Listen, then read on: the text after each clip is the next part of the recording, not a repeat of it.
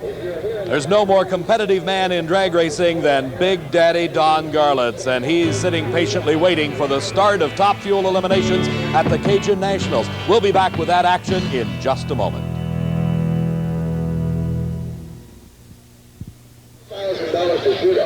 As you saw at the top of the show, this place is jammed. These fine folks at the end of the racetrack are enjoying a typical Cajun feast as they get ready for the first round of Top Fuel Eliminations. Their counterparts, jammed into the grandstands, are patiently waiting as the drivers get ready for Top Fuel racing. Let's meet the first round competitors. Here's Jegs Coughlin from Columbus, Ohio, debuting a brand new car. The winningest Top Fuel racer ever, Big Daddy Don Garlits.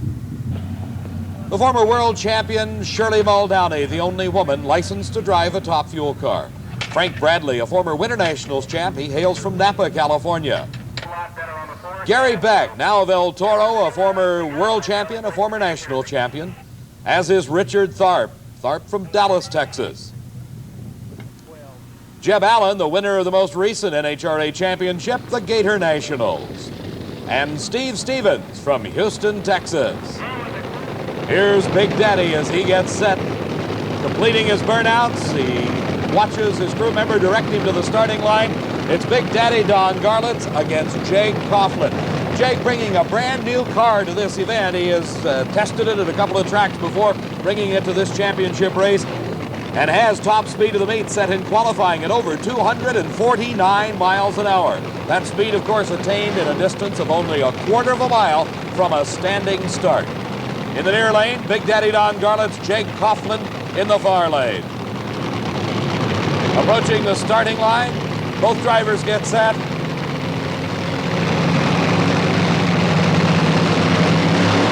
And they leave the starting line.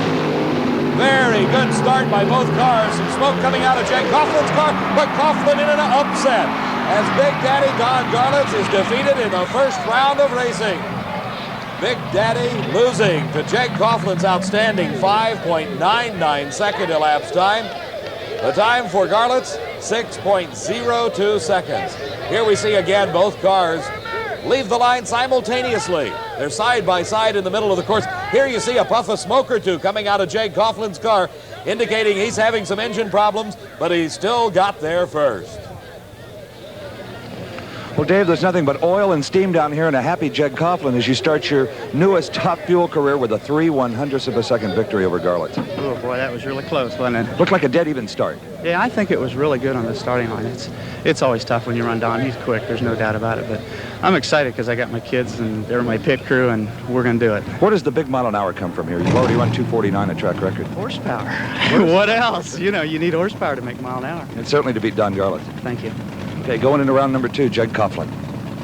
An obvious happy Jegs Coughlin as he defeated Big Daddy Don Garlits. Here's Jeb Allen. He's 25 years old. He won the last NHRA championship.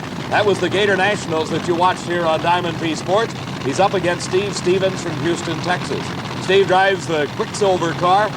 One of the best racers ever in the state of Texas, qualified in this 8-car field, a very difficult task in itself, and he breaks traction, the car losing traction off the starting line, and it's an easy go for Jeb Allen. 5.95 his elapsed time, his speed over 240 miles an hour as Jeb Allen moves into round number 2 here at the Cajun Nationals.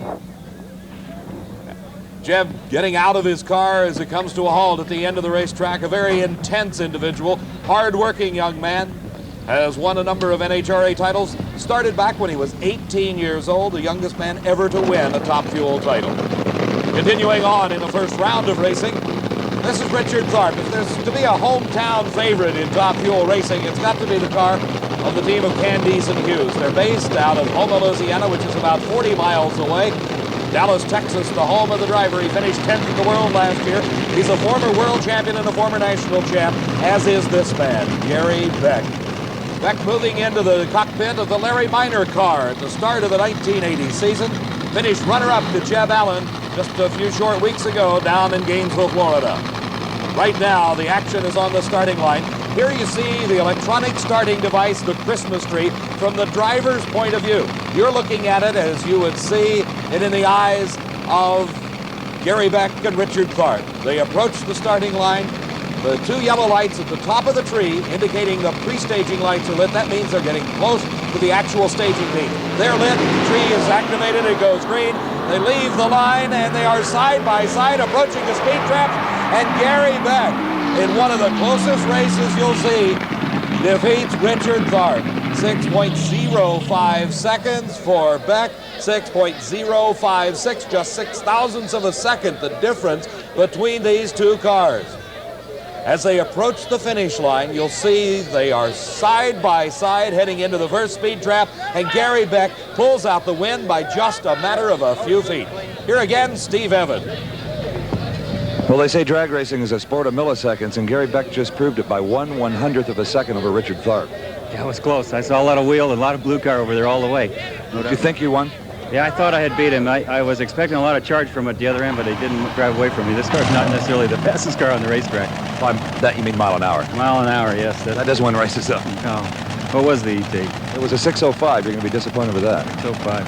Yeah, that's all right. We can.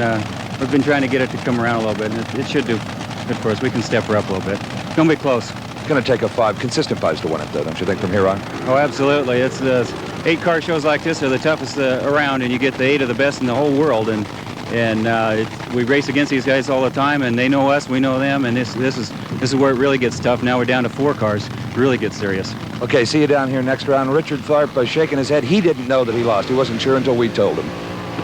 And a disappointed Richard Tharp when he finds out not only he loses, but how close it was, just a few thousandths of a second, as Gary Beck wins that race. Here is Shirley Muldowney.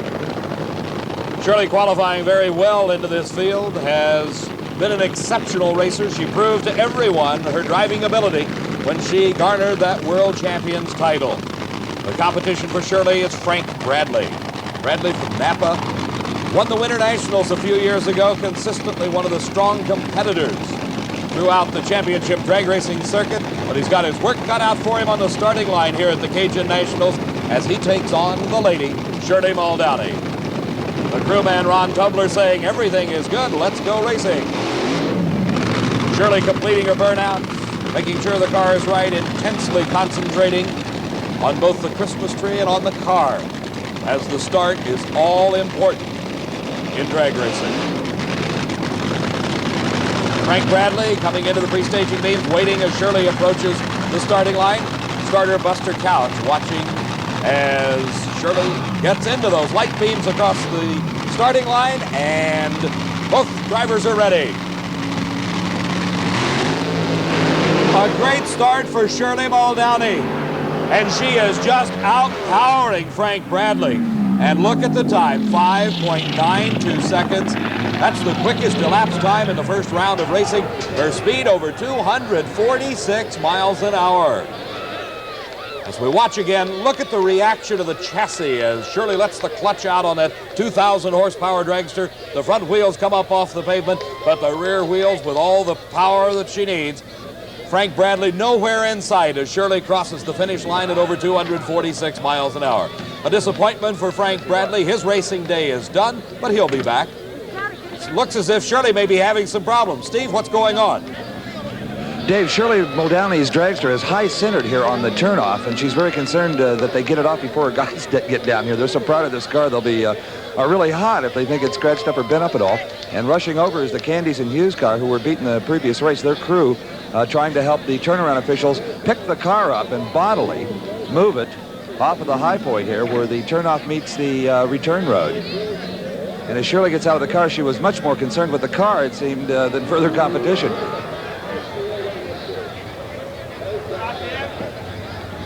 Now Shirley's fierce. She even broke a nail in this whole deal. She is very much a lady. Broken fingernail and all, it'll be Shirley Muldowney into round number 2. We'll be back in just a moment.